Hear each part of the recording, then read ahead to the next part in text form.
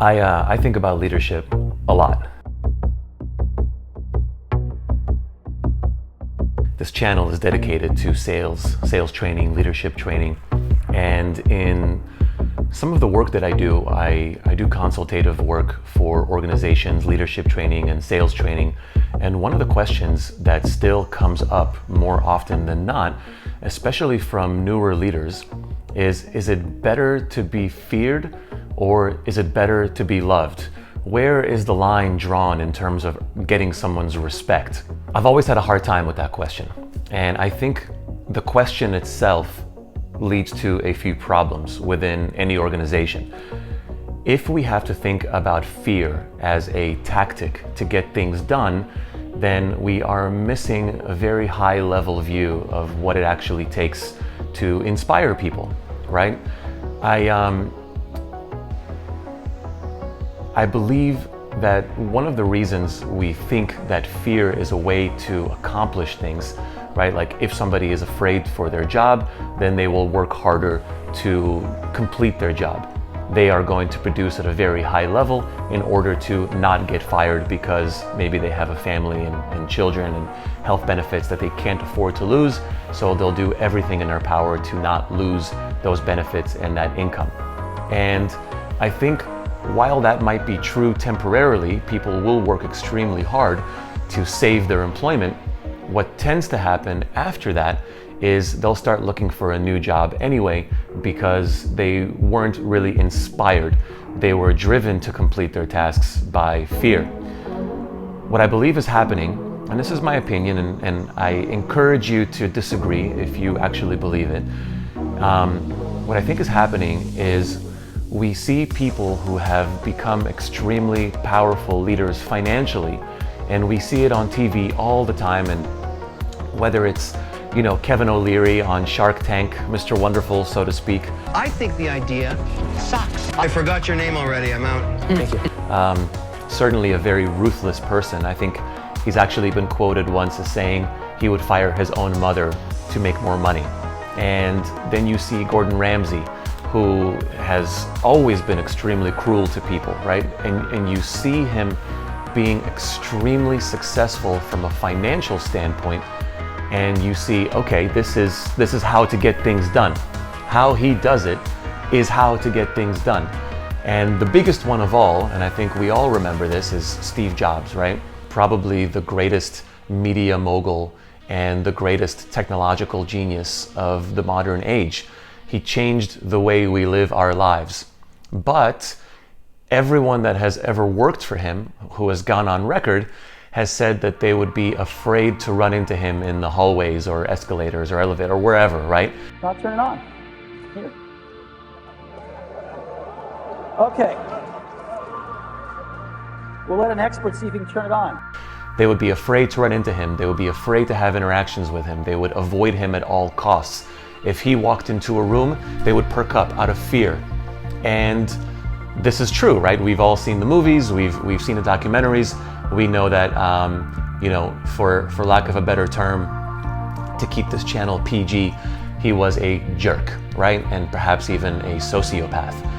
Steve, he was our best programmer in the division. He's the best programmer that doesn't care about our vision. Okay, I know it's not my place to say it. Then shut the hell up, Bill! And I think that we observe that in action, and we believe that to be the way to do business, right? In order to be successful on his level in terms of his profitability, we think that that's the way to get to that level. And I couldn't disagree with that more. My question to you is this, right? If you are a leader or aspiring to be a leader, my question to you is, what do you want your legacy to be? Do you want it to be financial legacy, or do you want it to be how people perceive you as a human? Do you want the name of your business to be associated with you for the rest of your life, or do you want the way you treated people to be associated with you for the rest of your life? And somehow we have made it acceptable for corporate culture to be a culture of public shaming, to be a culture of yelling at people, to be a culture of embarrassing someone for not doing a good job. So unless you want to be disgraced in front of your friends, family, colleagues, stockholders, and the press, I wouldn't stand here arguing. I go try and get some more bullets out of the gun. Do it, Andy! Whenever I do consultative work, whenever I go into another establishment and I do leadership training, I always ask them, what do you do when an employee or a team member is falling behind? And I usually ask this question to try to get an understanding of what they do to fix problems, right? Usually what I'll get, and I wrote this down, usually the response that I'll get is, well, let's see if they're still a good fit for the organization. Okay. Some of the other responses I get, well, maybe it's time to reevaluate them. Sometimes people say something good, which I've always respected. They say, let's try and help them get out of their funk. I like that answer, but it's still not the best answer I've ever heard.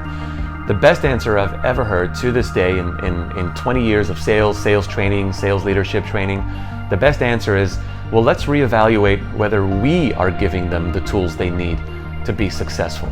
Well, let's find out if we are doing our job and arming them with the tools they need to do their job. I like that answer the most because it requires having a sense of ownership. Let's flip the situation a little bit. I want to reframe it for you. Try to reframe the situation away from the corporate culture and into a parenting culture, right? What if you're in a little league game and you see a parent yelling at their kid, publicly shaming their kid? If you are a friend of this parent and you're sitting next to this parent, wouldn't you say something like, hey dude, calm down. It's their first time at bat, like ever. So take a log off the fire and stop yelling at your child. And I feel like a lot of parents would say that to their other friends who are also parents. There's no need to yell at your kid. What are you doing? Why are you publicly embarrassing your own child? Do you know what kind of scars they're gonna have for the rest of their lives because of this moment? Take a step back. Go out there and support them. Go out there and show them how it's done. Go out there and inspire them, right? And we would do this in a social setting, but for some reason we don't do it in a corporate setting. And I think the reason is fear, right? Somehow it's become okay to run and drive a fear-based culture. And I do have a problem with that because for monetary standpoint, you're actually leaving a lot of money on the table. And this is actually the fundamental problem with running a fear-based culture instead of an inspiration-based culture. A fear-based culture is not going to make as much money as an inspiration-based culture. If you find a way to get people to love coming to work, if you find a way to get people to love working for you, then you will actually get more out of them. And if you reframe your mind to think that way, you're going to run a better culture. And I worry that some people watch my videos and they think, well, Lavi, you're too nice. You're never gonna focus on profit. You're never gonna focus on the bottom line. Well, actually, I care very much about profit, right? And I worry that people perceive overly empathetic or overly inspirational culture as a culture that doesn't make as much money. When you see the best places to work list, the best places to work are the ones that inspire people to do 10 times the work that they were normally going to do because they are working from a place of love. They love coming to work. They love their boss. They love their culture. They have no fear. And this lack of fear is what gets them to overproduce. So to answer your question, should you have a culture of fear or a culture of love? Is it better to be feared or is it better to be loved? My response to you is, if people are afraid of you, they're not going to produce as much as people who love you.